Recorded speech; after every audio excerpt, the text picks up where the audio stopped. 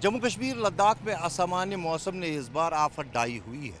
कभी बादल फटने की घटनाएं, कभी बाढ़, कभी लैंडस्लाइड्स तो कभी फ्लैश फ्लड। जहां भी देखिए आजकल लोग परेशान दिख रहे हैं। पिछले 24 घंटों की बात करें तो जम्मू कश्मीर और लद्दाख में 8 बादल फटने की घटनाएं रिपोर्ट हुई है, जिसके कारण मल्टीपल फ्लैश फ्लड्स हुए और इन फ्लैश फ्लड्स के कारण धान के खेत, सेब के बाग, वहीं लोगों के घर, हज़ारों करोड़ रुपयों का नुकसान दर्ज हुआ और 2 लोगों की मृत्यु भी हो गई। आईएमडी के एक डाटा जो सामने आया है उसके मुताबिक केवल जुलाई के महीने में की है अगर हम बात करें जो बीत गया है, उसमें 37 से ज़्यादा बादल फटने की घटनाएं जम्मू कश्मीर और लद्दाख में रिपोर्ट की गई है, जिसके कारण multiple landslides, multiple flash floods जो है रिपोर्ट की गई है और जो इंसानी जानें हैं वो 30 से ज़्यादा ज़ाया हुई है। राजौरी, पुंछ, जितने भी पर्वतीय इलाके हैं, शोपियान की बात करें, कारगिल की बात करें हम, यहाँ आए दिन जो है बादल फटने की घटनाएं देखने को मिल रही है। और इतना ही नहीं, मौसम विभाग की माने तो आने वाले दिनों में भी ऐसे हालात बने रहेंगे, क्योंकि अभी कई दिनों तक रुक रुक के बारिशें और जो लैंडस्लाइड्स है, मड स्लाइड्स है या फिर फ्लैश फ्लड्स है, इसकी भविष्यवाणी भी की गई है। हालांकि क्लाउड बर्स्ट का जो भविष्यवाणी है वो सटीक नहीं किया जा सकता है। इसीलिए कारण ये है कि हज़ारों गैलन पानी जो है अचानक से धरती पे आ जाता है और उसके कारण जो कश्मीर घाटी या जम्मू के जो नदी, नाले, दरिया है, उनका बहाव जो है बहुत बढ़ जाता है। इस वक्त मेरे पीछे आप विशाल झेलम नदी को देख सकते हैं।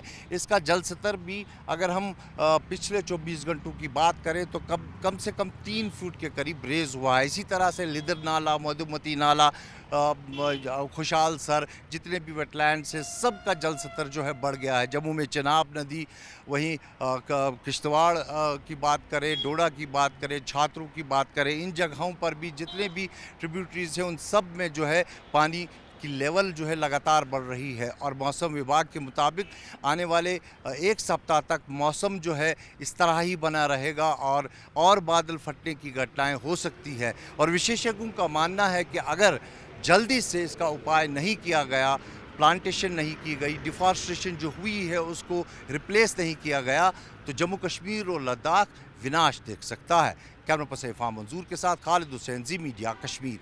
जिस तरह से अब ये इशू बन रहा है, जिस तरह से कंस्ट्रक्शन हो रहे हैं, पेड़ काटे जा रहे हैं, इरेटिक वेदर हो रहा है, तो बहुत सारे क्लाउड बर्स्ट भी होगी, तो आप इसके बारे में देखें, क्लाउड बर्स्ट तो क्लाइमेटिक चेंज के साथ बंधा हुआ चीज़ है।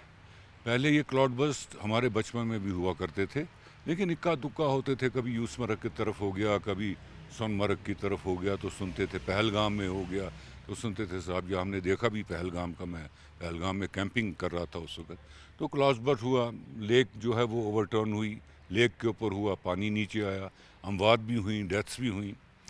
तो ये इक्का दुक्का कभी कभार होते थे, लेकिन चूंकि अब क्लाइमेट चेंज हुई है, उससे हमारे रीजन में अब 4-5 साल से बहुत ज़्यादा उसका इफ़ेक्ट जो है वो हम महसूस कर रहे हैं। और उसकी वजह से क्या होता है कि जो बादल हैं वो हमारे यहाँ, आपको पता है, क्रॉस वैलीज़ हैं। एक तो मेन वैली है हमारी झेलम की, फिर जो क्रॉस वैलीज़ हैं ट्रिब्यूटरीज़ में, पहलगाम की, अफरवट की, आपके यहाँ विशो रम्बियारा साइड की, इनमें जब बादल जमा हो जाते हैं आहिस्ता आहिस्ता, तो वो बादल सेचुरेट हो जाते हैं, उनकी डेंसिटी बहुत ज़्यादा हो जाती है, तो बहुत सारी बारिश बहुत थोड़े वक्त में आती है। उसी को हम क्लाउड बर्स्ट कहते हैं। और ये क्लाउड बर्स्ट जो है, अब हम देख रहे हैं कि क्लाइमेट चेंज का असर जो है, उसके साथ साथ ये क्लाउड बर्स्ट अब बहुत ज़्यादा हो रहे हैं। और इसकी वजह से गवर्नमेंट ऑफ इंडिया इनको मॉनिटर करती है, किस एरिया में हुआ उसको रिकॉर्ड करते हैं, डाटा कलेक्शन इसकी हो रही है। और ये तो वेदर को मॉड्यूलेट करना है।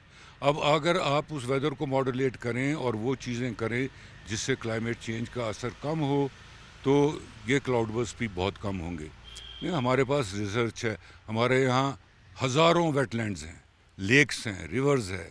WHO और यूनिसेफ ने बताया है अपनी स्टडी में कि साहब, अगर आप ऐसे रीजन्स में जहाँ वाटर बॉडीज़ बहुत ज़्यादा हैं, उन रीजन में आप 2 चीज़ें करें। एक तो इन वाटर बॉडीज़ का जो पानी है उसको पोल्यूशन से पाक रखें, ताकि जो ऊपर की सन रेज़ आती हैं ये वाटर बॉडी उसको एब्जॉर्ब करे। ऐसा नहीं कि ऊपर से सन रेज़ आई, पोल्यूशन की वजह से वो रिफ्लेक्ट हो गई तो फिर हीट जो है वो बढ़ जाती है, उसी को कहते हैं ग्लोबल वार्मिंग, उसमें कंट्रीब्यूट करती है।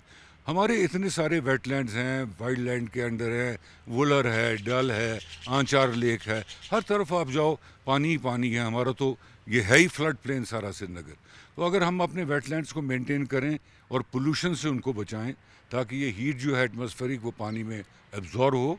और दूसरा ये कि जो पानी की मिकदार है उसके लिए हम एक वाटर मैनेजमेंट पॉलिसी ऐसी बनाएं कि हम वाटर स्टोरेजेस उस वक्त बनाएं अपने हायर कैचमेंट्स में जबकि बारिशें बहुत ज़्यादा हों या बर्फ़ का मेल्टेड पानी बहुत ज़्यादा हो। जेहलम की ट्रिब्यूटरीज़ पर भी और जेहलम पर भी बैलेंसिंग रिजर्वेयर्स बनाएं और जब पानी की कमी हो तो उनके गेट खोल के उस पानी की कमी को पूरा किया जाए ताकि हाइड्रोग्राफ जो रिवर का है वो एक यूनिफॉर्म हो जैसे पहले हुआ करता था। मैंने जेहलम का 100 साल का रिकॉर्ड वुलर प्रोजेक्ट बनाते वक्त एनालाइज़ किया और उसमें हमने ये देखा कि पहले तो 2 पीक्स होती थी। स्प्रिंग में जब रेंज आती थी एक पीक आती थी उस वक्त पानी की, और दूसरी पीक बनती थी ऑटम से पहले जो रेनफॉल होती थी। लेकिन अगर उसका आप हाइड्रोग्राफ आज देखोगे तो हर महीने 2 महीने के बाद सडन पीक्स आती हैं और एकदम से हमारा जो रिवर है वो फ्लड जोन में चला जाता है और डेंजर लेवल डिक्लेयर हो जाती है। अब वजह ये भी है कि सिल्टेशन हो चुकी है, जैसा आपने कहा कैचमेंट में जब आप लैंड यूज़ चेंज किया, मकान बनाए, दरख्त पेड़ पौधे काटे तो टॉप सॉइल वहाँ की हर बारिश और बर्फ़ के साथ नीचे आती है और इस दरिया के अंदर सेडिमेंटेशन करती है, सिल्ट जमा करती है। तो जो बेड होना चाहिए दरिया का उससे ऊपर जब सिल्ट आ गई तो पानी किस में समाएगा।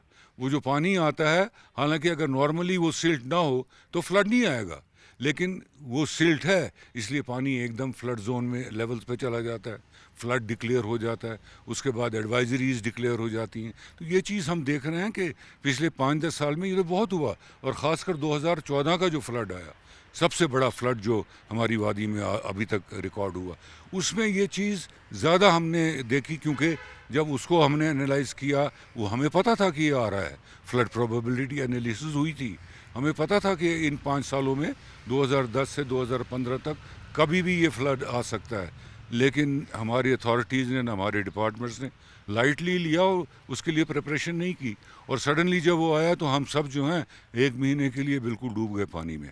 पता ही नहीं चला कि हम कहाँ हैं, हुकूमत कहाँ है और सिटी कहाँ है। 1 महीना जो हमारा कमर्शियल हब है बिज़नेस का, पानी के नीचे था। अब उससे कई लेसन्स हमने ड्रॉ किए। एक तो हमने इरिगेशन डिपार्टमेंट वालों ने पहले इमीडिएट रेस्टोरेशन वर्क्स किए, उसके लिए प्रोजेक्ट बनाया। फिर उन्होंने सेकंड फेज़ में जो और परमानेंट रेस्टोरेशन करनी थी वो अभी भी चल रही है, और फर्स्ट फेज़ भी वो कंप्लीट नहीं कर पाए। फंड्स हालांकि गवर्नमेंट ऑफ इंडिया ने दिए थे, लेकिन टेक्निकलिटीज़ पे जो सवाल उन्होंने भेजे थे वो वक्त पर उनका जवाब नहीं गया यहाँ से, जिसकी वजह से फंड्स के रिलीज़ में थोड़ा हुआ। अब जो 20% काम फ़ेज़ 1 में नहीं हो सका उसको फ़ेज़ 2 का हिस्सा बना दिया गया है, और अब वो करेंगे आहिस्ता आहिस्ता। पिछले महीने में आपसे जानकारी चाहेंगे कितने क्लाउड बर्स्ट हुई जम्मू कश्मीर और कारगिल में। हाँ नमस्कार। आज 4 अगस्त 2026 है, और जैसे आपने पूछा कि क्लाउड बर्स्ट के बारे में, तो जैसे आपको पहले ही पता, हमने ये पेशगोई कर रखी थी, ऑलरेडी फोरकास्टेड था कि जम्मू एंड कश्मीर में 1 तारीख से लेके 4 तारीख के बीच में जो है वेदर काफ़ी इरेटिक रहेगा। आइसोलेटेड प्लेसेस पे हैवी रेनफॉल भी होगा, और लैंडस्लाइड, मडस्लाइड, फ्लैश फ्लड, जो पीर पंचाल का जो एरिया है या जो हमारे हिली एरियाज़ हैं वहाँ पे इंटेंस रेनफॉल होने से ये सब होगा, क्योंकि साइल ऑलरेडी जो है वो फुली सैचुरेटेड थी, और जिसके कारण फ्लैश फ्लड या ये मडस्लाइड की एक्टिविटी से ज़्यादा हुई। ये जो सिलसिला है अभी, जो ये सिलसिला है जो 5 तारीख तक ऐसे ही चलेगा, कि आज 4 तारीख और कल 5 तारीख 2 दिन पूरे जम्मू एंड कश्मीर में wide separate type of rainfall होगा। इसमें थोड़ा श्रीनगर में कम होगा और जम्मू में जो है वो ज़्यादा एरियाज़ में होगा, लेकिन आइसोलेटेड प्लेसेस पे हैवी रेनफॉल होने की 4 तारीख और 5 तारीख पूरी संभावना भी बनी हुई है। उसके बाद 6 तारीख से जो है वो 7 तारीख या 8 तारीख फोरनून तक जो है वो वेदर की इंटेंसिटी थोड़ी सी कम हो जाएगी, इतनी ज़्यादा हैवी रेनफॉल या नहीं होगी। बट 8 तारीख के बाद फिर से एक्टिविटी बढ़ेगी और 10 तारीख को फिर से एक बार आइसोलेटेड प्लेसेस पे हैवी रेनफॉल होने की पूरी संभावना है। इस पूरे वीक में अगर हम देखें तो 4 तारीख और 5 तारीख जो 2 दिन, और उसके बाद 9-10 तारीख जो है ये क्लाउडी रहेगा, रेनफॉल रहेगा। और इसमें जितने भी हमारे फार्मर्स हैं जो भी एक्टिविटी करेंगे, चाहे वो जम्मू डिवीज़न के या कश्मीर डिवीज़न के, वो लोकल वेदर को देख के ही अपनी जो एक्टिविटी वो करें। अदरवाइज़ 3 से 5 और फिर 9 और 10 तारीख को अपनी एक्टिविटी को सस्पेंड करें। जो 6 तारीख से लेके और 9 तारीख के फोरनून तक वो अपना काम कर सकते हैं। ये जो 4 और 5 तारीख और 10 तारीख जो है, इन जिन जगहों पे आइसोलेटेड प्लेसेस पे हैवी रेनफॉल होगा और जो लो लाइंग एरियाज़ हैं वहाँ पे flash flood, mud slide, shooting stones type की जो एक्टिविटी है, जो भी वनरेबल पॉइंट्स हैं वहाँ पे होने की पूरी संभावना है। और जो टूरिस्ट हैं, जो ट्रैवलर्स हैं, उस एरिया में जाएं और वो जो भी लोकल गाइडलाइन स्टेट गवर्नमेंट की और वेदर डिपार्टमेंट की गाइडलाइंस अपडेट लेके ही जाएं।